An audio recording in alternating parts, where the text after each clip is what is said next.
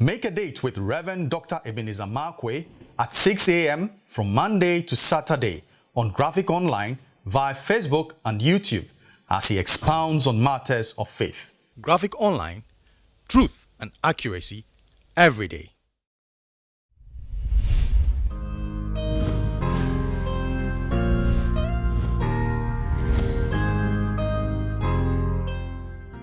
Hello, this is Reverend Dr. Ebenezer Markwei of Living Streams International, bringing you matters of faith with Graphic Online.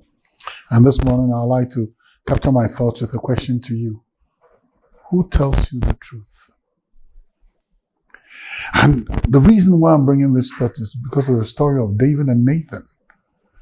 I mean, after David had kind of misconducted himself with Bathsheba, and he had gone one more step further by killing Uriah, her husband.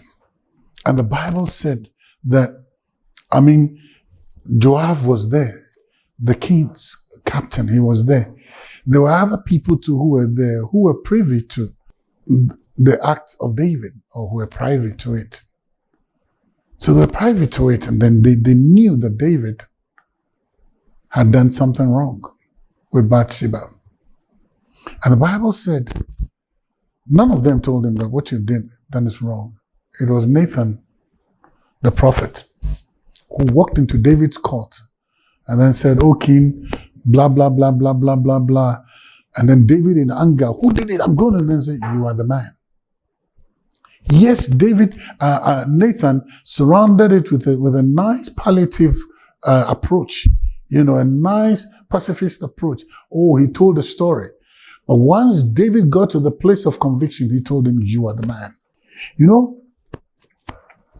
We need people in our lives who will look at us and tell us the truth as it is. Nathan looked at David eyeball to eyeball and said to him, "Yes, you are the king. I am the prophet. You have my life in your hands. With the snap of your fingers, I'll be gone. I'll be history. But I need to tell you the truth. You are the man. You did wrong." Sometimes leaders can be very lonely people. Lonely because, there are people who should tell them the truth, but they can't tell them the truth. And they hide behind nice platitudes and all those other things. David didn't need a nice platitude when with the Bathsheba saga. He didn't need that. With the Bathsheba debacle, he didn't need that. He needed somebody to look at him and tell him the truth. Who is speaking to you, O leader? Who is speaking to you, O king? And who is telling you the truth, O leader? And who is telling you the truth, O king? That's the question everybody must ask. We need people in our lives who can look at us and tell us the truth as it is, without malice, and who will not impute malicious motives to them. They're just telling us as it is. If all leaders, and especially people in positions of prominence and power, if you had people who could look at you and tell you the truth, sometimes some of the pain you would suffer in the hereafter, it will not be so.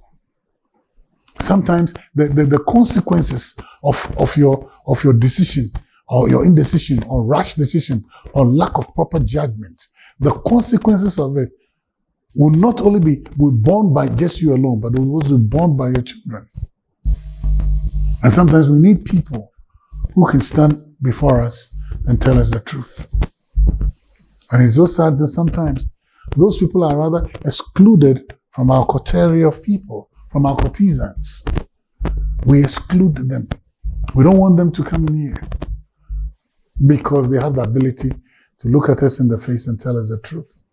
O king, O leader, O big man, O big woman, who tells you the truth? Well, it's not a question I can answer for you. I'm answering it to myself. So you need to go and answer it for yourself too. Who tells you the truth? See you later.